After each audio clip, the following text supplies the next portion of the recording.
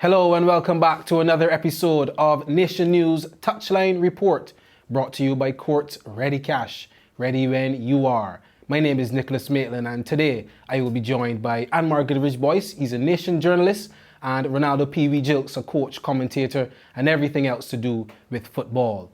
On our last episode, we were looking forward to the Tridents game with Anguilla in World Cup qualifying, and we are very happy to report, courtesy of an 81st minute goal by Emil Saimovici, that the Tridents took all 3 points on Tuesday. Now let me swing it over to the guys. Renaldo first. Now tell us, first half, you analyze the first half, and then the second half, but how was that game in your opinion? Firstly, give Jah thanks for the 3 points. You know, Thank you. Keeping us on the heels of front runners Panama and Dominican Republic. Dominican Republic, who we face next, are a very next fixture. But I believe that the 3 points obviously would have allowed the guys to relax a little bit. You know, going into the other two fixtures, going into this assignment, as you know, it wasn't business as usual. There were a number of factors to consider, most notably our absence, or inactivity rather, on the international circuit due to the COVID situation. And then we had no domestic football. So a number of the guys who play locally didn't have the opportunity to play and readily prepare. So going into these international matches, we would have started behind the 8 ball. But let's look at Anguilla.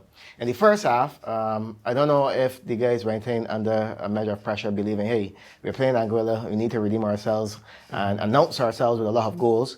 You know, last time we spoke about history, where we gained our biggest victory in international football against Anguilla. Seeing Anguilla lose Saturday to the Dominican Republic 6-0, you're going into that game, and I'm speaking from a bit of experience as a player as well. You say, well, there's goals here. You know, these may give me goals. So the first half, we were a bit, I would say, anxious and I would say that anxious, but also yet cautious. A bit between on the line. But we were not creating enough opportunities, right? I guess we'll get into that a little bit further, but the second half, I was really pleased with the introduction of Apoli, who plays at Paradise. I think bringing him in at left back, a natural left for her, allowed the game to flow a little bit more naturally. And in the second half, he was able to put a number of dangerous crosses in that allowed us to threaten the Anguillan backline, which was a bit hindered for height. I mean, we were too, but the nature of the crosses, or the danger of the crosses, allowed us to almost create havoc amongst the Anguillan defenders. So, second half, way better than the first. Superb. Anmar, we were speaking about the refereeing decisions. Now, we'll get back to the substitutions in a moment, because I thought the subs were very good by Coach Latipi. But you had a particular problem with the refereeing, not to be disparaging to the official, but you had a bit of an issue with something that happened. Yeah. Deep into the second half, the ball was played in, and Christian Pierce, our English-born centre-half, he got on the end of an opportunity, and I thought it was a clear penalty shout for the Barbados Tridents. You know, the ball struck the outstretched hand of Tafari Smith of Anguilla, and you know, I thought the referee was in a good position, Diego Montana, to see the play, and you know, he waved play on. I thought that was a big talking point, major decision, especially if Barbados did not go on to get the win. I thought that would have played a big role. And you saw that clearly from the VAR studio, right? Yeah, I thought it was a clear, it was clear decision. A bit of issue there in terms of proximity. Probably the players were a bit close, so that's probably why the referee didn't award the penalty. But from my vantage point, at my television at home, I thought it was a clear penalty. But overall, then, that game, what we thought of it? Yeah, I'm very happy with Barbados obviously collecting the 3 points. I said before in the last episode that it was a must-win game, and we got the points. I thought that Barbados, they played relatively well, given the circumstances going into the game. You know, Coach Latipi thought about Barbados being the clear favourites for this game. Obviously, given the track record of Anguilla, we did record our biggest win, 7-1 in 2006 versus, you know, Anguilla. So I thought that would have played a big role in terms of our players, in terms of the momentum. Obviously, coming off the back of a 1-0 loss versus Panama, but it was an encouraging defeat. Yeah, I thought Barbados played well. I'm a bit disappointed in terms of the goal scoring opportunities that went begging, but I thought, you know, overall, you know, what matters most is that Barbados came home with the 3 points, and you know, 3 points from 2 games. We were expected to lose the first game versus Panama. We were expected to win versus Anguilla. So I think we must give the boys credit, and we remain on the heels of the Dominican Republic, who we play next, and of course Panama. I think the boys did exactly what was expected of them, and certainly Coach Latipi on the touchline, he did what was expected of him, and that is outthink his opposite number Stern John in the other dugout. I thought his substitutions were very good. I thought that his method to just managing the game was very good. What you thought about that? And I mean, I guess this part of the conversation we could delve in a bit to some tactics. Yeah. I saw in the first half particularly, we were hindered for width, particularly on the left-hand side. If you recognize, a number of our attacks were built on the right-hand side with the same Simovici and Carlinson, Ormani and Ryan Trotman also trying to penetrate on that side. And the reason for that, because the left side had seemed so truncated. It was seemed like the wide midfielder at that time, Jules, who was used to coming inside and allowing the players to go around him. However, I believe the reason that the fullback, Rashad Smith, didn't go around him because he's naturally a right footer. Exactly. So when he goes around Jules, making the overlap, the next expectation rather is to play the ball in. However, when we played Anguilla, we decided to play that side a lot, and that kind of aided what Anguilla were doing. Just sitting off behind the ball, denying spaces in behind, preventing spaces in between as well. And they were contented with that because at that point in time, we were hindering ourselves from stretching the field on both sides. I'm kind of enjoying not having the crowds because then I can hear the instructions of the coaches pretty loudly and pretty clearly. At one point in time, I heard Coach Lahapi insisting, for them to stay high and wide, whereas that stretches the field. So then the opponents have a choice to make as a fullback. Right. Do I go out to the opposing team winger and create the space between me and the centre back, or do I tuck in and leave that player free to receive at his feet and then and then penetrate to get the ball in? Right. So I believe that from that end, that is where we saw the substitutions in the second half. I think in the second half also one of Anmar's favorite players, Ryan Trotman, he really came to the party. Yes. I think having him and Simovici, who are going to 1v1 situations, and they prefer those 1v1 situations, we were able to create a lot more dangerous opportunities for ourselves. And I think that's one of the players that actually led to the corner that allowed us to score the goals. So all in all, I think Coach Lahapi won. Forget you Stern John nil. I thought that the set pieces, we were very good on those. We were very good, especially crossing the ball into the box. Approaching the box on the floor, I didn't think that we were that successful. I thought that some heavy touches around the box let us down, but putting the ball in the air was really a problem, especially in the second half. What you thought about that? Yeah, I don't know if you remember, Maitland, but I said on countless occasions that if Barbados are to do well in this tournament, set pieces will be crucial. You did say so. Yeah. He did say so. we could probably rewind and go back to the first episode when he did say so, yes. Yeah, and we managed to score on a set piece. I was a bit, like I said before, a bit disappointed with Barbados in terms of the final third. I thought that we did not penetrate enough and we weren't clinical in terms of getting the ball on target, obviously, and threatening the goalkeeper from Anguilla. But in terms of the set pieces, brilliant. If you don't create chances, you don't score goals. And obviously, Ryan Trotman linking up with Emil Simovici to score that all-important goal in the 81st minute. I thought it was excellent. Simovici, he's been on our lips ever since the team was announced. We were talking about him. We didn't know him in terms of a player. We had never saw him train, never seen him in terms of play for Barbados. And here he is now popping up with the important goal for Barbados, and very well executed. The cross comes in from Trotman, and I was a bit surprised because Emil Simovici is not the tallest of players. It's not the tallest of players, but he rose to the occasion, and he nodded the ball home for Barbados. And if you look at the celebration, it meant a lot for him. Our goalkeeper, KP, Pop. I pronounced that right? Yeah, Pop. Keshmar Primus. Only one goal conceded for these two games. Some magnificent saves as well. Tell me about his performance. Yeah, I thought Primus was brilliant, actually. There was a bit of concerns with Primus in terms of probably fitness, which is, not irregular to him. We had concerns about the entire team, given the fact that we didn't train a lot. But I thought, given the circumstances with the COVID-19 situation, that hindered us. I thought that Primus was brilliant in his two games. Obviously, he conceded from a cross in versus Panama, but we can see versus the Anguilla that he was, back to his natural position. I thought he was good, good in the air, managed the shots well, and I can't say anything bad about Primus in terms of the goalkeeping. I thought he was good. Superb. Thank you very much. When we come back, we will discuss our player ratings as well as give our analysis on the entire 2-week journey.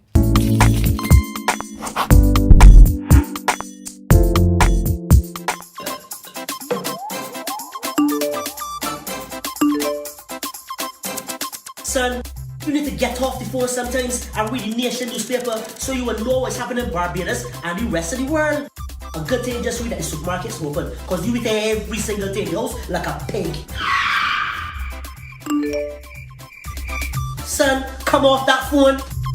I bet you do not even know that the government is offering us a Barbados Economic Stabilization Program, which is a 5-part, $2.3 billion economic plan to support vulnerable households, businesses, and to help we grow our own food.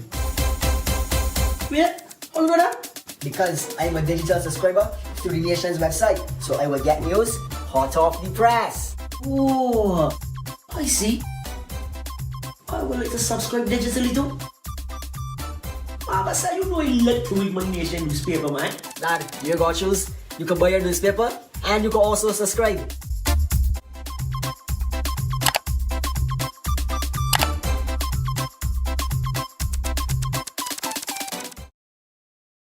Welcome back to Nation News Touchline Report, brought to you by Courts Ready Cash, ready when you are. Now, this past 2-week journey has been different for many of our players and even for us as media members. And I think we have learnt and discovered a lot about our team, a lot about our coach, and even our fans during this time. Now, PV, what have we learnt about this team during this time here? I learned that they're capable enough to execute things professionally. That the whole notion of professionalism is not beyond them. Last couple of decades in Barbados, we don't talk about professionalism, and for most people, they often associate professionalism with cash in your hand and paid to do what you do. Yes, even though that is a part of it, it's more so a state of behavior, and your mindset and how you act, how you behave, really. So from listening to Coach Lahapi during press conferences, but also getting information from the players and learning about the players, that professionalism is the reason that they have been able to perform as they have, and professionalism off the pitch as well, because as you know, we're living in a COVID situation that is not just affecting Barbados, but all across the globe. And you would have heard President Randy Harris speak about the players' behavior at the hotel, following the rules, following the protocols, life in a bubble. That is something that we all learned about. We would have heard about a bubble when sports started back last summer, particularly in the NBA and so on, and in the MLS when they had the tournament in Florida. But understanding the psychological and also physical impact and emotional impact, obviously, because you're away from your loved ones, having only social media to communicate or whatever means of internet media to communicate. So we've learned that, one, they can be professional, and two, that they can be very disciplined. Superb. I'll trust Anmar with a bit of controversy now. What can we improve? What have you seen that we can vastly improve on, or even little improve on over these past 2 weeks? What I saw in terms of the play, I definitely think that we can create some more goal-scoring opportunities going forward, of course. You can tell that the overseas players, Nick Blackman and Alan Hope, were missing from the team.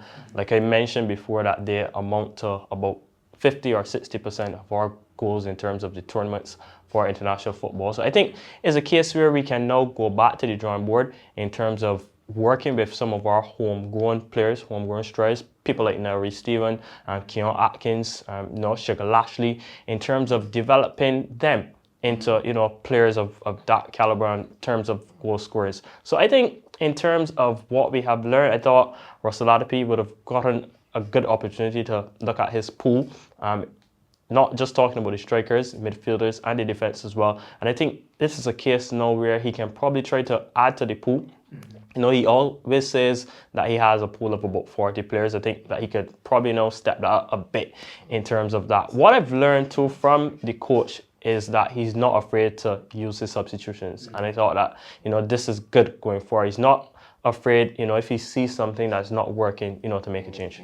So Maitland, even before you go on there, I think you can say what about ask you, so you go ahead. Because he said something very outstanding where he mentioned about the players about coming back and work with those homegrown players in Sahara. Yeah. Are there any players who did not make this particular tour that you think that should come back in and start to rub shoulders and create some competition within the squad? Yeah, trust him with more controversy here. Who do you think should have been included, possibly, who could still be in this pool? Yeah, let me just first start by saying, obviously, we don't know in terms of the situation because COVID would have impacted training and stuff like that. But I was a bit surprised. I didn't see, Sugar last year, we know that he was a bit injured and he wasn't able to train with the squad. But I probably thought a bit of a Zico Edme, Jabari Papi Chandler in terms of homegrown strikers, Shaquille Bell. If you talk about Shaquille Bell, this is a player that has won the MVP for the Capelli Cup. I think that was the last competitive football cup that we had here before the pandemic struck. I think he scored about 10 or 11 goals, and obviously he won the most valuable player as well. So I was a bit surprised that these players weren't added. Romario Hayward, he's been one of the most outstanding players for Weymouth Wales for the last couple of seasons. So I was a bit surprised that these players. So that responsibility, all right. So therefore, that's a responsibility for the MA or the Member Football Association. What about those players? What responsibility do they have in order to be a part of the squad? Yeah, I think that those players, they must make themselves available, for training and for national selection because I don't think that the coach is unfair. I think that he's a fair man in terms of coming to the football field in terms of training and then playing in terms of matches. So I think it's a case where the players, they have to put their hand up and say, hey, listen, coach, I want to play for Barbados and I want to represent my nationality because it's pride and dignity. Yeah, and I think, you want to... No, you continue. Sir. You're our guest, after all. Yeah, I also think from the tour that it allowed... a lot of people, this would have probably gone on the radar for many, but including players like Speedy Giddens and Jamal Williams, who in itself will be key members for the next cycle. And when they say a cycle in football is 4 years World Cup, right? Having these players rubbing shoulders with professionals, having these guys rub shoulders with guys who are in the team for a long period of time, like Raheem Sargent and Joe Moore Harris, those guys that are around long enough.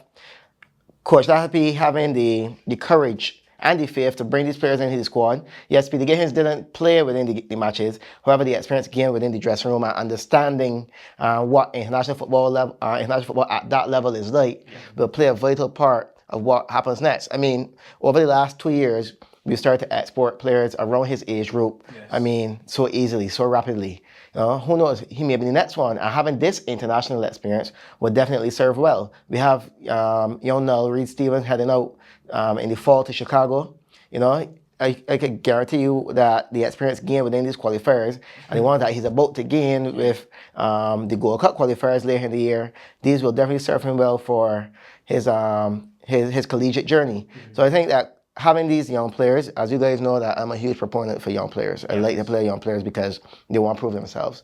So having them in the squad now, I give Coach Lahapi 2 thumbs up, and I encourage him to continue giving young players the opportunity, giving them a chance. I want to ask you a question, a coaching question.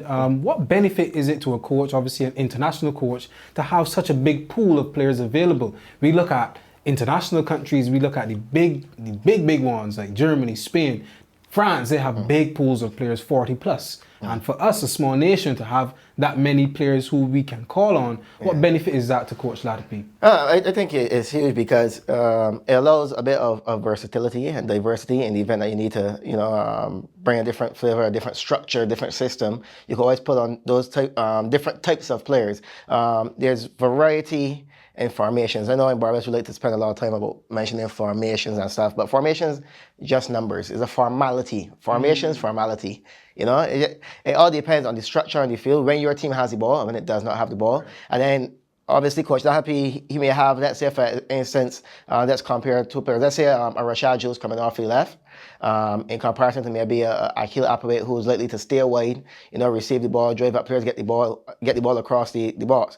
Then you have Rashad Jules, you may bring inside a little bit more because he likes to take shots on the goal. So then it confuses the opponent. So the fullback from the opposing team, he have to decide, hey, where do I pick up? Which spaces do I pick up? With Akil coming on, you got to get out there quickly because he's going to deliver a dangerous crossing.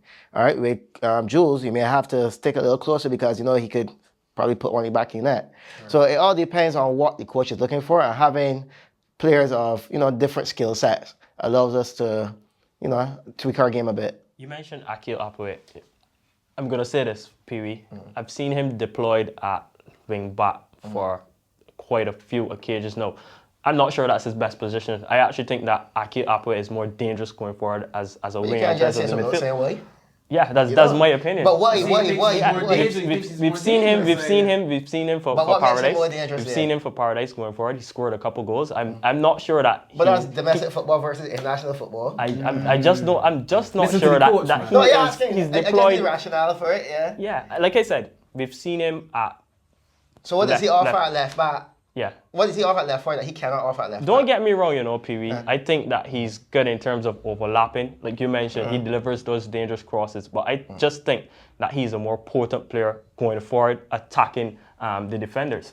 Well, I can see him playing both. I like him at left full back for the mere fact that he's a natural left footer, and when building out to the back, receiving the ball is a huge thing. You could hear Coach Lahabi mention he wants to play with the ball, he wants to build up the ball. If I have a right-footed player playing left centre back, he's more than likely, if he's not comfortable or confident in his left leg, to receive the ball on his right foot, which is closer to our goal. So being stripped to the ball leads to a clear passage to goal. However, if I have a left foot back, with the technical quality of Akil Apoli, he can receive the ball and not only pass it out. If he's given the space, he could dribble the ball up, which allows our forwards to stay high up the pitch.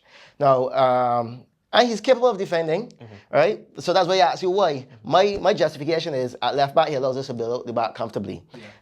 Finally, a lot of attention is focused on which players, the players closest to your goal. So when all the attention, when those guys go in close to your goal, you have playing with a front three, and they're within the width of the 8-yard box. You have Akil peeling and coming around, who no one's checking out for. He can either cross the ball on the ground or have a shot on goal. So I think it works. But I can understand your justification. That's what I just wanted to find out from you. I just wanted to find out why.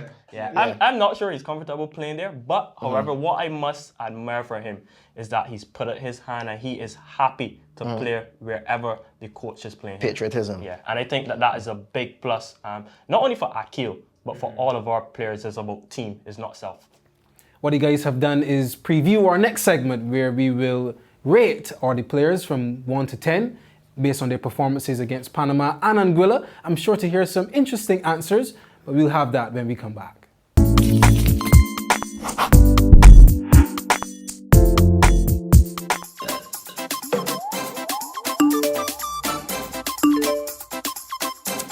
Son, you need to get off the phone sometimes and read the Nation newspaper so you will know what's happening in Barbados and the rest of the world. A good thing just read that the supermarket's open, because you eat every single thing in the house like a pig. Son, come off that phone. I bet you do not even know that the government is offering us a Barbados Economic Stabilization Program, which is a 5-part, $2.3 billion economic plan to support vulnerable households, businesses, and to help we grow our own food. Wait, hold on up.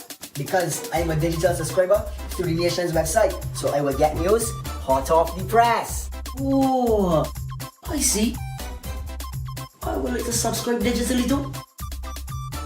But sir, you know I like to read my Nation newspaper, man. Dad, you got Jules. You can buy your newspaper and you can also subscribe.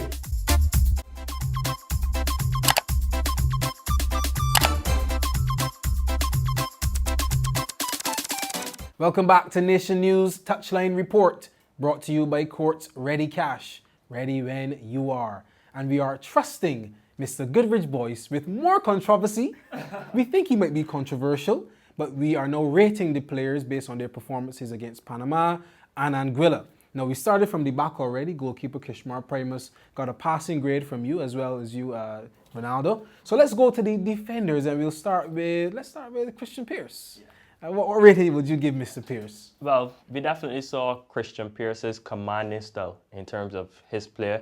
I thought he was brilliant in terms of leading the team. I thought, his positioning was pretty good as well too. He made some crucial tackles. So if I have to rate Christian Pierce, I think Pierce gets a 7 for me. Out of 10, yes? Yeah, out of 10. Very clear. Pierce gets a 7. And no, with the effort, with the essence of time considered, I concur with that. Yeah. Okay, let's move on. What about Carl Hinkson? He played at right back, I believe, for these 2 games. Carl Hinkson was phenomenal in our first game. I thought actually he was our best defender in that match.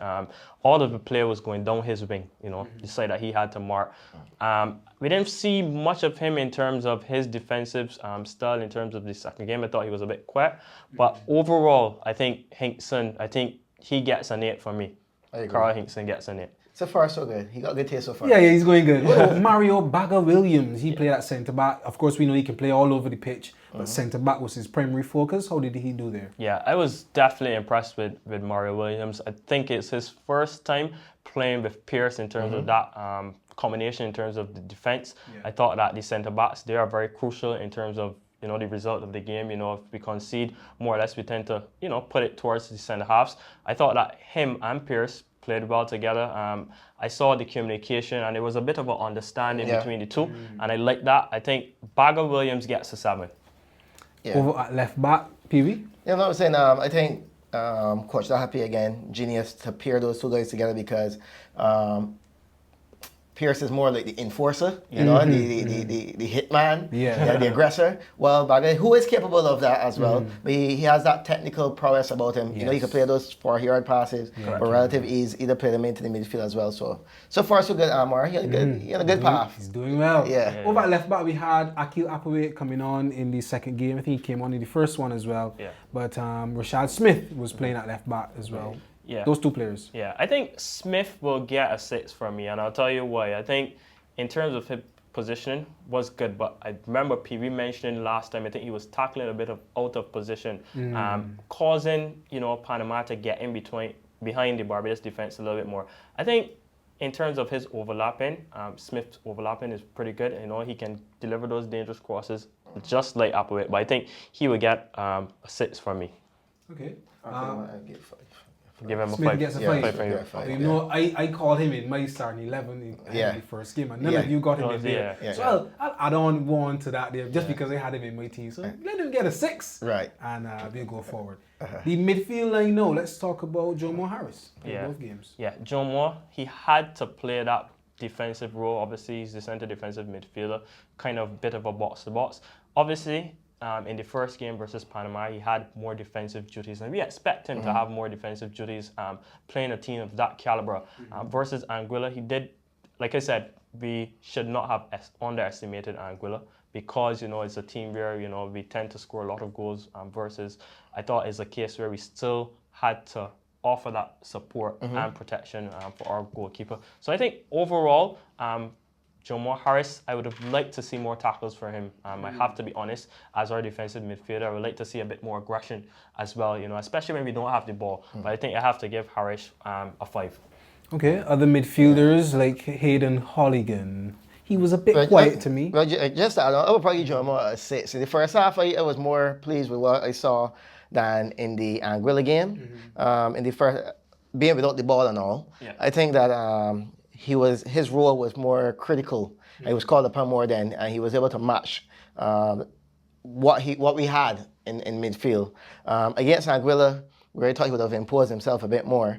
I wasn't too pleased with the absence of him, so I'll give you a 6. Yeah. You'll tell him about that, I'm sure. Yeah, most definitely. His good friend Hayden Holligan played in midfield as well. For me, an explosive player, very good with his feet, but he was a bit quiet these last 2 games. Yeah, I have to agree with you. Hayden Holligan is probably one of the biggest local names in football. Like I mentioned, he scored in this tournament versus Aruba already. So, we would have been expecting that Hayden Holligan would have been more potent in terms of going forward. I thought that in this last game, I saw a number of link-up plays between him and Simovic. I was very pleased with that. He really got involved. But like you mentioned, he was a bit quiet, and I wanted to see more from Hayden Holligan. We see him all the time at the AstroTurf in Wildy. He's a very exciting player to look at, very, very nice to watch. So I would have liked to see him, burst onto the scene a bit more now that we're playing international football. So for me, I think I have to give him a 5 as well. Okay, what about the new guys who were in the midfield? First of all, let's talk about the match winner from the second game, Simovic. What's your rating for him? Yeah, I know that Pee-wee does not agree with this, but I think I think that Emil Simovic was our best player for this first leg of the tournament. And obviously, he popped up with that all-important goal. What I will say, though, is that in the second game versus Anguilla, we really saw what type of player he is. He likes to attack, he likes to run at defenders. I think that's his style, and I think he's very creative and he has a lot of touches on the ball. I was very, very, very impressed with his style and the way how he approached the game and the way how he played. Kudos to him. You got to know him a bit more. Yeah, but just my best player, or the player that I announced, or that I told Anmar was the best player for me, was Omani Leacock. Okay. He came to play and it was evident. Some of which, yeah, he displayed why he was selected. As Anmar said, no one knew who he was, but definitely everyone knows who he is now. Yeah. You know, so credit to him, and we look forward to more good things from him. Simovici gets an 8.5 from me. Yeah, hey boy. Yeah. Okay, what about the other debutant, Ryan Trotman? He didn't start the first game. What do you thought about his performance? Yeah, especially in the second game. Yeah, his performance in the second game, I thought it was pretty good. He came up with the assists, obviously, for us to get the goal. I have to give Trotman a 7. He's a professional player, yes, but I just thought that he could do a little bit more in terms of going forward. He had some opportunities in terms of the first 10 to 15 minutes that he didn't really put away. But yeah, if you look at it overall, comprehensive, I think Trotman gets a 7. And I think we now have to see what type of player he is. And I'm very excited to see what he can offer, especially when the other guys, the overseas-based players, come back into the fray. Finally, from the midfield, Omani Leacock for me is one of my favorite players. What do you rate him? Yeah, most definitely. Better be for you. Yeah.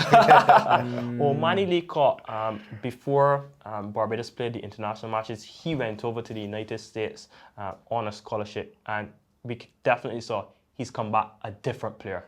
Omani Leacock, I think he gets a 7.5 for me. I think he was very creative in that whole attacking midfield role where, you know, he's very critical in terms of us creating the chances. And I think Omani, this is just the beginning of what we will see from him in terms of that player, and I'm excited to see where he will develop because he's still very young. I think 23, 22. I stand to be corrected, but I think I'm very excited to see what he will make out to be. I think you know him a little bit more than me, PB. Yeah, being at Notre Dame, Balan boy, making his debut in the Premier League at 15. That time I was the captain for Dames, and he's always showed tremendous potential. So what we were saying from Omani has been what we have foreseen this year before, and having his time in the US has definitely bear fruit thus far. So just like you, I can't wait to see what happens in another 3-4 years. Correct. Last rating, Rashad Jules, the captain, hooked at halftime in the second game. And when you're hooked at halftime, that doesn't necessarily mean you're playing well. What's your rating for Jules? Yeah, I think Jules gets a 6. I would have liked to seen a bit more from our captain.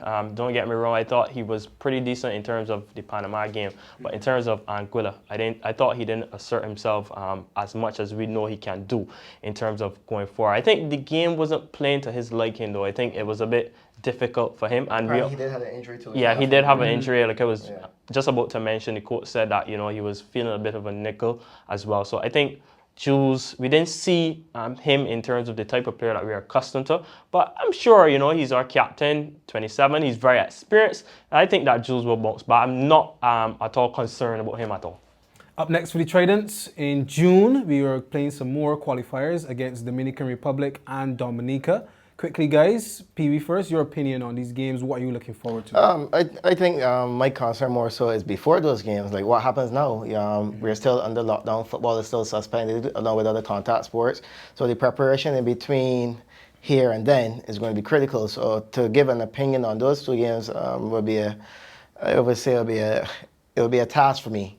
You know, it'd be a bit challenging for me. But what I can say is that I implore the players to stay fit. You know, keep themselves ready. They know did the island really, really well. You know, I think most of us, if not all of us, are very proud of what we saw from them. So they need to keep themselves both physically and mentally fit. So all I could only pray for is 2 victories and a defeat for Panama, and so we can progress into the next round. AGB, there's football in June and in July, Concacaf World Cup. You excited? Yeah, most definitely. And like I mentioned before, I'm thrilled to see how the Barbados team will look, especially when, you know, the likes of Nick Blackman and Hallam Ho and Thierry Gill come back into the setup. Like PB mentioned, I'm concerned about what will happen next in terms of the players that are based here, in terms of them training, hoping that the boys could return to the pitch in terms of, if not competition, just to work, you know, in probably select groups, just so that we can get, you know, that fitness up and the boys could, you know, more or less gel together some more. But yeah, definitely excited for the game. I think the Dominican Republic game is a must-win if we are to advance. I still think that we have a relatively good chance because football plays on the day. A couple of draws for Panama, and we're still back into it. So I think we could definitely get a win versus Dominica, but I think the Dominican Republic game, I think that will be the all-important And that's game playing the Dominican Republic as well, which gives us, I would say, it puts us in a good place because we spent the last 2 weeks there. Yeah. We played them on June 4th, and then we played Dominica on June 8th. So we still have some time. So hopefully, as the young people will say, we get free up. And we are allowed to, and the boys rather, are allowed to prepare for these important encounters in June and July. PB, AGB, thank you very much for being here. Thank you, Tridents, for the entertainment. And thank you, ladies and gentlemen, for joining us here on Nation News Touchline Report, brought to you by Courts Ready Cash, ready when you are. My name is Nicholas Maitland, and for me, it's goodbye.